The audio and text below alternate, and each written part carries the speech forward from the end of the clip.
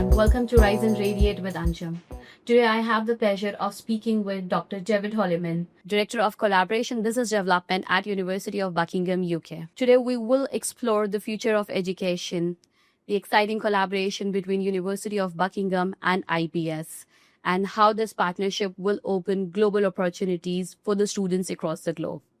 It's a pleasure to be sitting with you, sir. Likewise. Thank you for having me today. Thank you so much.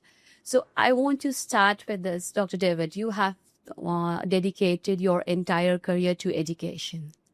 So can you just walk us through your journey from classrooms to the director of one of the top universities of the globe? It's an interesting journey. My actual start in the education industry was teaching mathematics at the local community college for students who didn't achieve the grades they needed first time round. I then evolved to working on my own education, did my first master's degree, and then my second master's degree and PhD, and then worked at the University of Bedfordshire. So I ran their MSc master's suite for a number of years, had about 11 master's degrees and 1,700 students on the programme. Then went into the private sector for a number of years, working globally in educational development, education consultancy, setting up overseas branch campuses for UK-based universities, as well as some domestically. And then joined the University of Buckingham 3 years ago, just over 3 years ago, and developed my career there to Director of Collaborations, which is where I am now. Wow. So how do you have seen how you have seen the education change or evolve over the time in terms of teaching, technology, and student expectations? I think there's three very interesting questions there. I think the change in the education environment has gone very much from a professor at the front of the room preaching, if you will, to an audience, to a very interactive, almost flipped classroom methodology where the education is led by the student, not necessarily led by the professor. I think the role of technology has played a big part in this. I think now with the evolution of technological tools and e-tools, students can digest education at their pleasure, whether it's TED Talks, whether it's YouTube clips, whether it's using VLEs to understand material. The whole environment and the way that we consume information has changed. So education has to change to adapt with it. And I think what we've seen over the last 20 years is a transition from instructor-led education to consumable education that people can access anytime, anywhere, through any device. And that's the biggest transformation. So how do you think a lifestyle in UK changed over the period? And do you think like Budapest can be an alternative to UK? Absolutely. I think the lifestyle has changed. I think we've turned into more of an instant consumerism society over the last 20 years. People like Amazon have done that. People like Netflix have offered us that. If we want a solution to a problem, there is an instant solution at our fingertips. Even in terms of finance and credit, we can get things now and pay later. Historically, you were saving up for things. If you wanted to watch a series on TV, you'd have to wait next week for the next episode. And if you wanted to get an answer to something, you'd have to wait till you could go down the library to look up the answer in a book. Now you can use either AI or search engines to get your answers straight away. So I think UK's culture has developed very much in that way and moving more to an instant gratification service-based economy. I think Budapest and Hungary as a wider country are moving that way.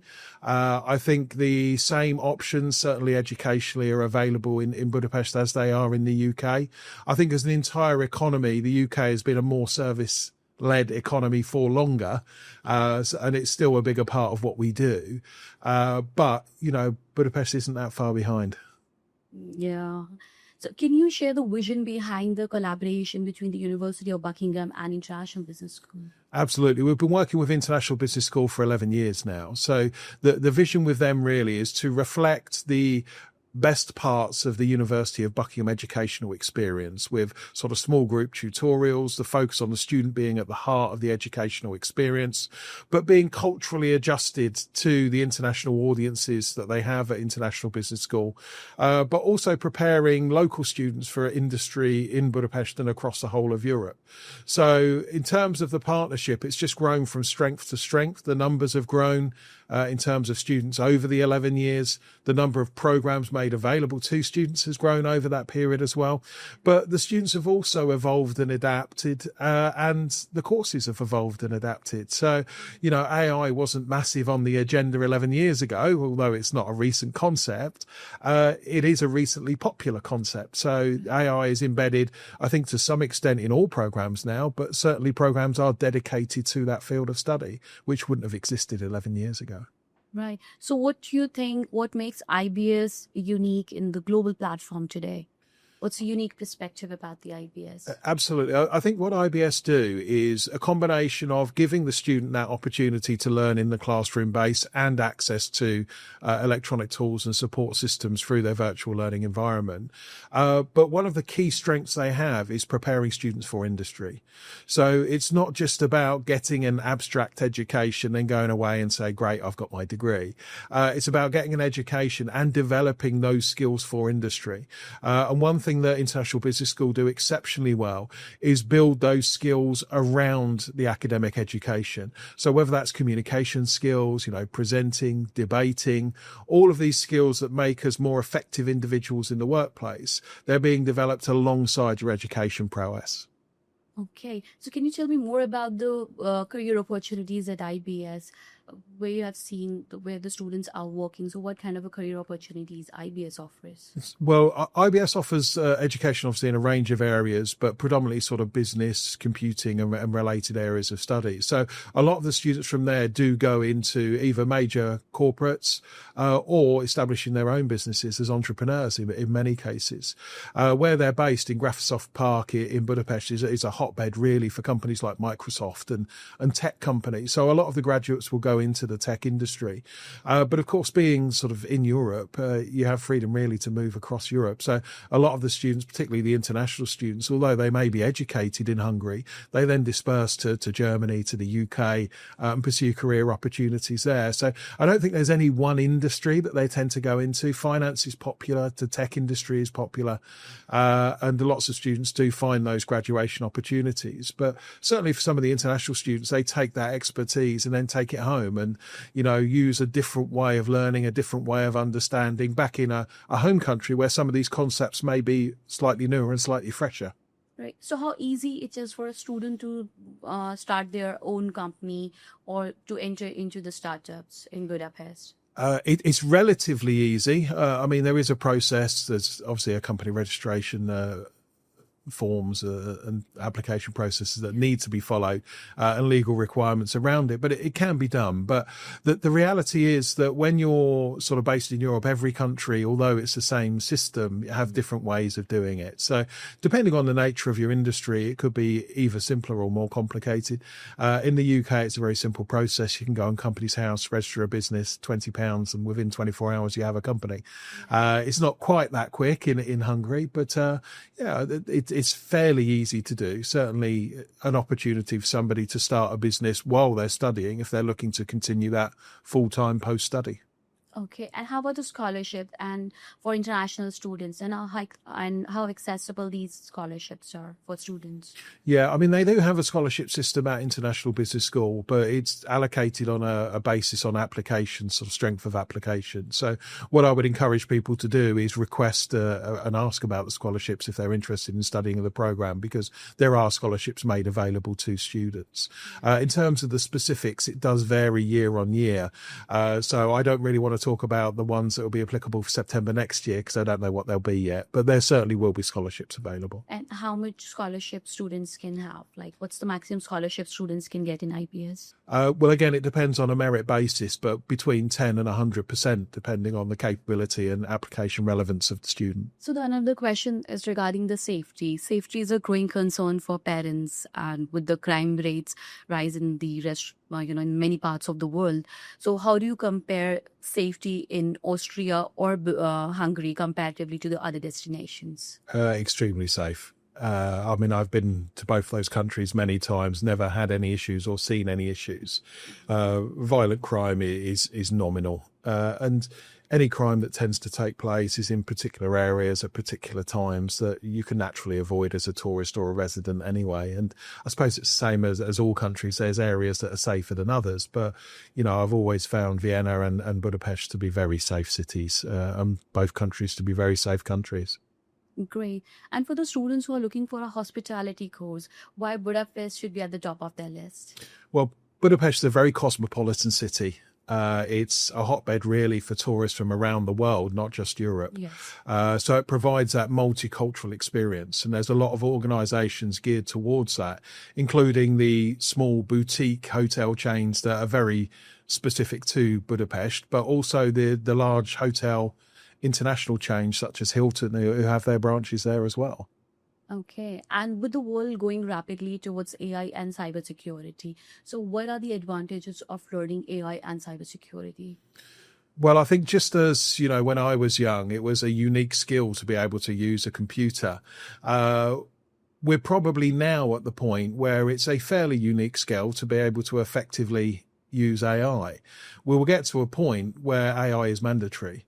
So I think if you don't understand AI and have the ability to use AI now and don't develop that within your education, you'll be going to the people 20 years younger than you when you're in the workplace to explain how things work, and nobody wants to be in that position. Absolutely, I agree with it. So it's just also AI, cybersecurity, and finance. How do you see these three things shaping tomorrow's future? Well, I think if we put those three together, you know, AI, cybersecurity and finance, you know, they're the three pillars of education growth and development. I think without those, you're going to struggle. I mean, AI is going to be embedded in everything we do. Cybersecurity and protection of intellectual property and systems, whether it's your own email, whether it's your digital media, whether it's your organization's website, without protecting what you have will be worthless and duplicated. But the world runs on finance. Businesses have to be profitable. Yes. You as an individual have to manage your personal finances. So I think with those three elements, you know, with a good understanding of cybersecurity and protection of digital and intellectual property, and a great awareness of the use and capabilities of AI, combined with a good underpinning of financial knowledge and understanding, you'll be very well placed for the future. Great.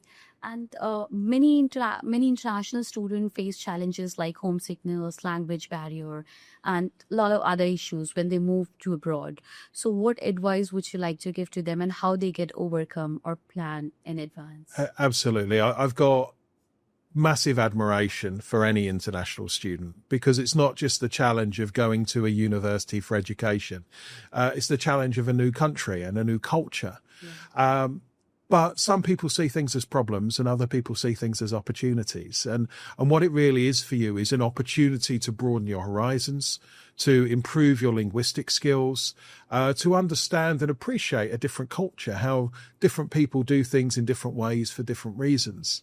And I think one thing you'll find at the International Business School and other universities is that you'll be in a classroom with people from lots of different backgrounds and lots of different countries, and you'll learn something about all of their cultures and all of their experiences.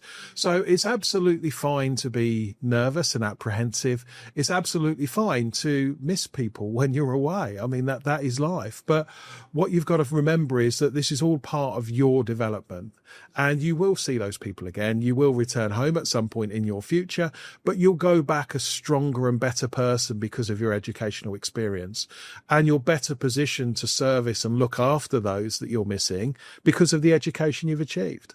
Right, great. So, if you'll have to name maybe 2, 3 challenges that usually students face when they move abroad, so how they can prepare in advance, that can be in terms of their financial thing, and how they can work on their budgeting, how they can manage themselves, because when they move abroad, they do face issue in terms of financial as well, and sometimes they don't know how to budget it. Yeah. So what tips would you like to give to this? Well, I think if I was going to give you 3 tips, the first one would be around finance. So budget, plan and prepare. So don't think about what you need for next week. Think about what you need for the next year. Create a budget. Where is the money coming from? What do you need to spend money on? realistically, how much do you need to buy food? Plan all of this in advance. What you don't want to do is to turn up in a foreign country, realize that things aren't as you thought, and not be able to manage your finances. So I think the key advantage to anybody's financial planning is to plan well in ahead. So if you're coming to any country for 1 year, 2 years, 3 years, plan all those years. Try and work out what your accommodation cost is going to be, what your living costs are going to be, what your tuition fees are going to be, how you're going to pay for those. And if you are going to get a job, to try and create some income to subsidize your fees, don't wait till you get there to start looking for a job. Okay. Start looking at My opportunities question there. is from this only because I really like it. Sometimes what happens is like when the student move abroad and when they're studying abroad, of course, they are very much focused on their part-time jobs as well. So do you think it's a good idea to work while you study, or do you recommend students to focus on their studies and then you look for a full-time job? If you can financially afford to do so, you're always better just studying, because then 100% of your attention and focus is in the study. What I would say is I fully appreciate that some people do need to financially support their study and their education. Perhaps their families are unable to pay for it themselves. I would say always bear in mind that doing too much of one will be at the compromise of another. If you work 1 day a week, maybe you work a Saturday or a Sunday, it's unlikely to impact on your education. If you're working 20, 30, 40 hours a week, how can you possibly complete a full-time education course when you're also working full-time? So it is a balance, and one will always be at the compromise of the other. Just get the balance right. So if you do need to work, if you do need to provide an income, don't forecast on the basis that you can work full-time. Forecast on the basis that you can maybe work 10 to 15 hours a week.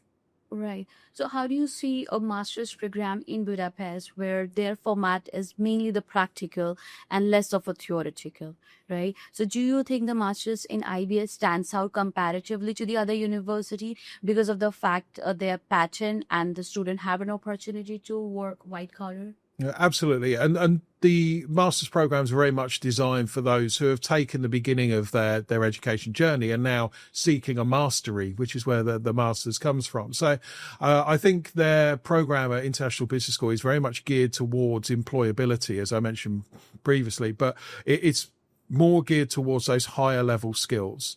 So whereas a bachelor's will give you a very general understanding of a range of disciplines, master's develops a level of expertise in a more narrow field. So if you was, for example, to consider a master's degree in international management, then you should be able to manage an international business on the completion of that master's program.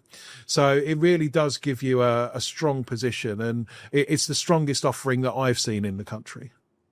All right. And how do you think a dual degree and a university? Can you tell me more about the University of Buckingham and how this dual degree can help students to get a white collar job in future? Absolutely. Well, the University of Buckingham is a UK registered university with the Office for Students. We're a unique institution in many ways because we're the only university in the UK with a royal warrant.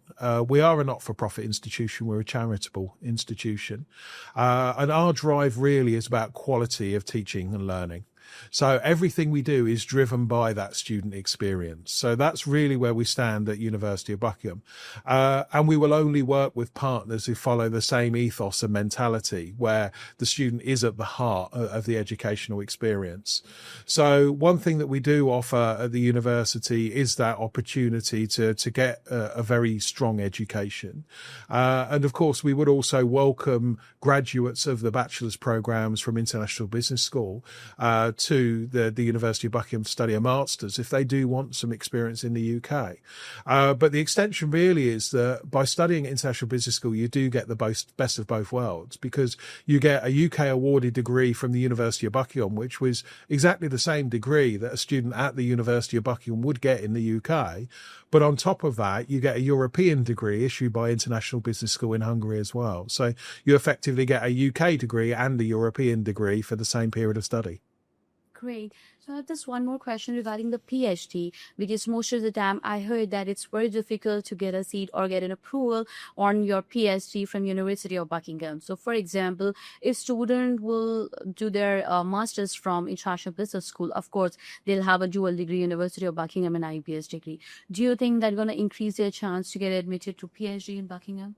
Yeah, absolutely. I mean, PhDs are always exclusive and selective. I mean, it's the highest level of study that you can have. So it's really on the strength of the PhD application and the research proposal. It's about the marriage between the area of interest and the student and the supervisor capability within the institution. But it's also about the strength of that individual and that personal statement and ambition to contribute to knowledge and understanding. So there's certainly opportunities available for PhD study. And actually that PhD study can be directly with the University of Buckingham in the UK, or for a University of Buckingham PhD through our partners in Budapest in Hungary as well. So there are options available, because maybe the supervisory capability would be greater in your area of study in Hungary than it would be in the UK, or vice versa. But both options are certainly available to graduates of International Business School. Great. IBS Austria, they're also offering one of the master's program where it'll be a University of Buckingham degree. So from your point of view, how do you see the things like students should be focused more on the bigger campuses, or students should be more focused on the university degree that they will get? I think that's a personal choice. It depends on the reason why you're going to study. Most people either go to study because they want a social experience or because they want a great education. And some want to try and achieve both. When you go to a large university campus with 1,000 students, it's a different environment. It's far more sociable environment. But then there are all the other sort of components, the distractions perhaps to your educational experience. When you go to a smaller boutique campus, you're more of an individual. Everyone knows everybody. It's more of a family and a closer knit sort of community environment.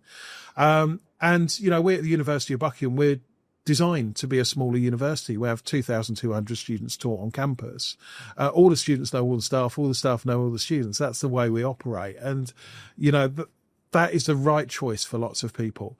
But other people want to go to a large university, 60,000 students, be one of a vast number, and that's fine for them. So I think it's a personal choice. But I would certainly say that you're at a university primarily for an education, and go to somewhere where you feel you will get that best educational experience, because you don't want to be 3 years into your period of study feeling like you haven't got the most out of that 3 years worth of investment. Right, right.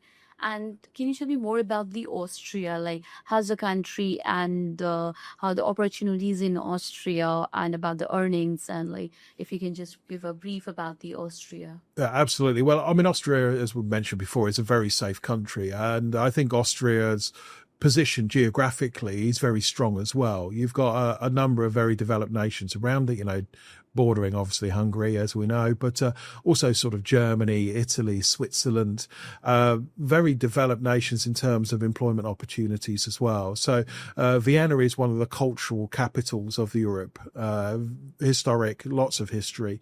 And I think studying in Vienna will give you that sort of cultural experience as well as an educational experience as well. What we tend to find with the groups within Hungary as well is that their students tend to be more split between the younger students and the maturer students who are in work returning to education. Whereas in Austria, there tends to be a lot more focus on those students who have some industry experience. So they also bring that experience to the classroom as well. So if you're a student who has less industry experience, there'll be people in the room there who have been managers of companies for some time and can share those experiences with you. Whereas if you have that experience, you can bring that to the classroom and to the debate. But yeah, Austria is certainly a very good option for study and will be a great cultural experience for the international student.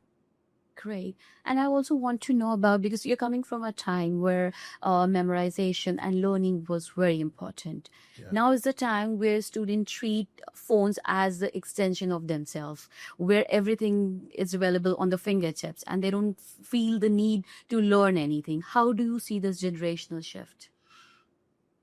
Knowledge used to be everything. We were taught to learn by rote, repeat and remember. That's what we were taught to do. So your GCSEs, as they were back in the day, because I was the first year to do GCSEs, they were O levels before then. It was all about what did you remember from class and can you put it on that piece of paper in that 3-hour exam? Those days are gone. Everybody has access to every bit of information. I could ask you the most abstract question and within seconds you could give me an answer. So it's not about acquiring knowledge anymore. Anyone can acquire knowledge. It's having the ability to use knowledge, use information to make decisions and to determine courses of action. One of the dying skills we have are these interpersonal skills, these interaction skills. Some people have very strong relationships with individuals they've never met just through technology, whether it's through gaming platforms, whether it's through Discord, whether it's through whatever technology they may use. So I think the reality is accessing information, raw knowledge, isn't a unique skill anymore. Being able to interpret fact from fiction, being able to interpret lots of different knowledge and turn that into something you can make decisions based upon. They're the skills that we're working for. But the most important skill is, just as we talk about 30 years ago, things were different today. In 30 years' time, things will be different today.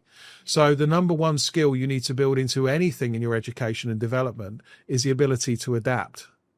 Because the future is uncertain, but one thing that is certain is it will be different to what it is now. So don't think in a linear way, think of evolution. And your education may start with schooling, it may progress to a university, but it will end the day you die.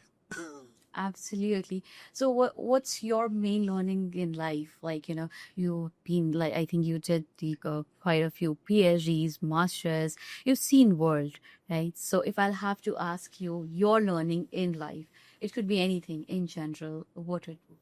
Well, you're right. I'd like to feel I'm quite well educated, 2 PhDs, 4 master's degrees, bachelor's degree, the rest of it. And I like to consider myself well traveled because I've been to 105 countries and counting. But I think the most important thing for me really from all of that is the ability to reserve judgment. It's a really important life skill because people do things differently for different reasons. Could be because they're from a different cultural background. It could be that they've had different experiences through their life. It could be that they as individuals are programmed slightly differently to other individuals, whether that's through an illness or just simply the way that they've developed their mind. It's very easy to decide between right and wrong and to pass judgment on other people for what they do and how they behave. I think the stronger or more developed person will try and understand why people think, feel and act the way they do before passing judgment. And at least would have the courtesy that if they feel that judgment needs to be passed, to keep it in their head. Because there's a lot of hate out there. There's a lot of hostility. And it's not really got a positive place in this world. Right. Absolutely. And if one piece of advice you would like to give a younger Dr. David, what is it going to be? Oh, that's a good one. I think if we go back 30 years to when I was in my very late teens, the advice I would give is forgive yourself. Because we all make mistakes in life. And I think as a young adult, you feel everything has to be perfect all of the time. You feel that you can't make mistakes. You feel that whenever it's not 100%, you haven't done enough. One thing that I've learned over life is that, without sounding too arrogant, my 90% is probably better than most people's 100%. So my 90% in most situations is good enough. So don't be too hard on yourself. All you can do in life is the best you can. And if the best you can isn't good enough, that's not your fault. You've done everything you can. Mm-hmm. So I think as an individual, certainly for your mental health, be accepting that you will make mistakes along the way, and that's okay. You're never going to get it 100% perfect, but that's okay too. So be forgiving of yourself and love yourself as well. That's amazing. So also, like, I want to see from the student point of view as well. So when they move abroad, sometimes they feel really overwhelmed and depressed, and then they compare their success to the grades. All right. Yeah. So if they are not the distinction holder, probably they failed in life. How do you see, and would you want to suggest to the students where, like, that how important it is to be skilled enough than just to have the good grades? The important thing is to do the best you can. The only standards you should measure yourself against are your own standards. You know when you walked out of an exam whether you did everything you could or not. That's your standard. That's your measure. If you compare yourself to somebody else in this world, there's always going to be somebody more intelligent than you. There's always going to be somebody richer than you. There's always going to be somebody better looking than you. You are your measure of success. So when you've done an assignment, an assessment, if you get a C or a B or an A or whatever you get, as long as you know you've done your best, then you have achieved. Yes. The worst thing you can do in life is compare your success to everybody else's, because that is a quick route to feeling inferior. But if you know you've done the best you can, then that's the best you could have done. And that should be your only benchmark of success. I'm not saying grades are not important. Grades are important. And certainly if you have a first-class degree, it's better than having a 2-1 degree, which is better than having a 2-2 degree. But having a degree is a privilege that the vast majority of the population on this planet would never even dream of. Yeah. So just achieving a degree, even if it's a third-class degree, is still an achievement. So celebrate the achievement. You can spend your whole life thinking about what you don't have, or you can spend your whole life appreciating what you've got. That is a choice. And I think those people that always look at what they haven't achieved will be miserable. And this is where we talk about depression and mental health. Those that celebrate what they do have and are thankful for what they do have, they have better mental health. And that's a choice. Absolutely, absolutely. I can't agree more. And also, like, I feel like, when you move abroad and when you study abroad, it's not only about, your degree, and it's not only about your classrooms. You learn a lot of things. You learn how to be yourself, be it doing your own laundries, to taking care of your expenses. I think it's a lot more learning in life, not just the degree. It is a lot that you learn. And also, like, I want to know about the travel thing. What do you think, what a person learns when you travel? Is it only that you go and see things? Or I personally feel like, because I love traveling, and I personally feel like that you learn a lot when you travel.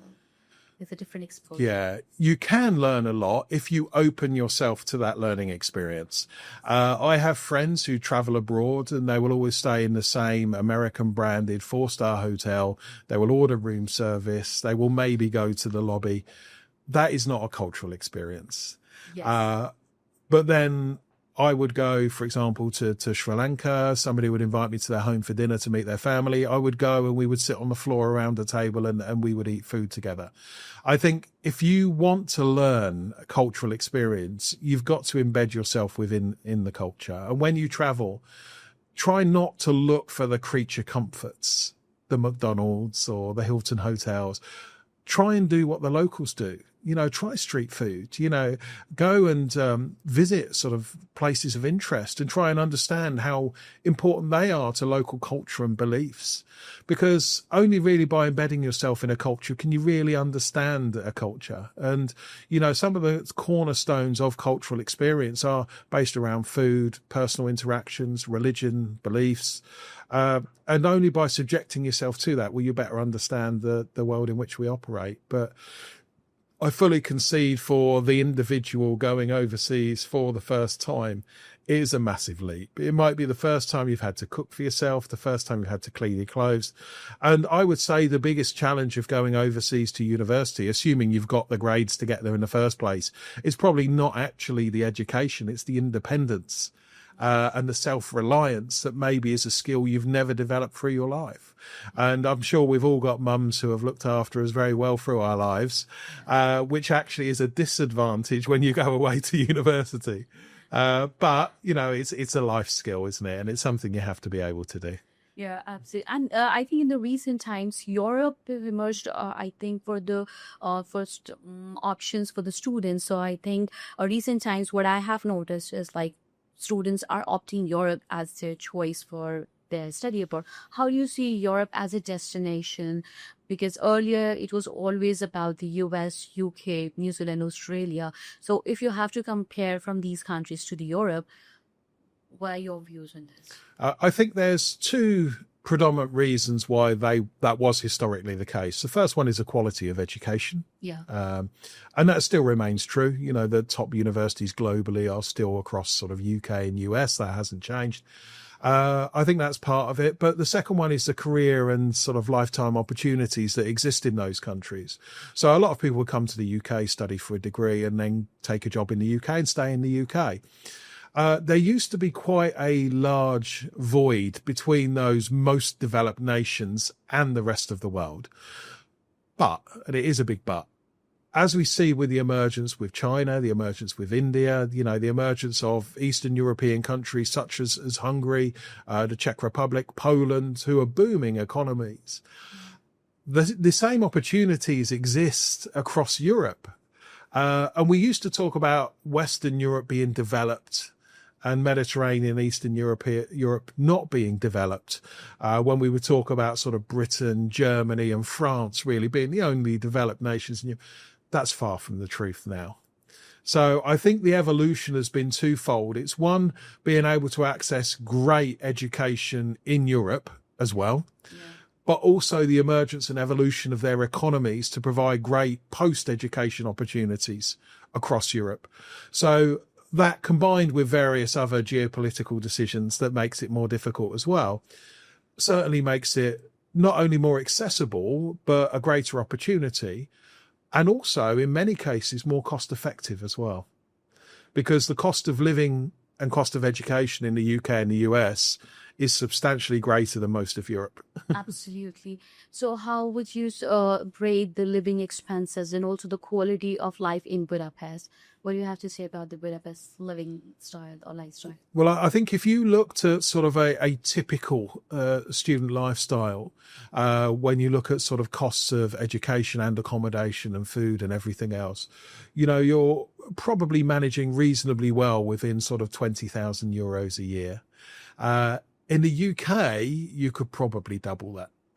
So I think, again, you can live whatever lifestyle you like. You can spend as much money as you like in any country. That's a choice. There's no limit.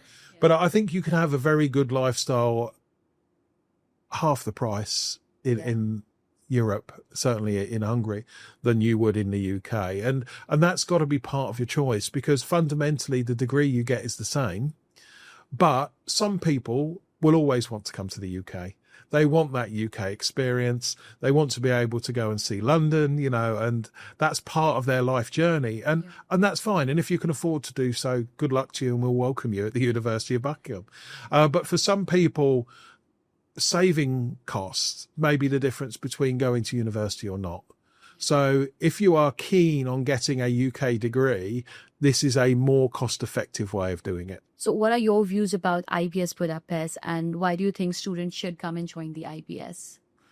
Well, IBS have a broad range of programs, bachelor's and master's degree level, with specialisms in AI, finance, human resource management, marketing.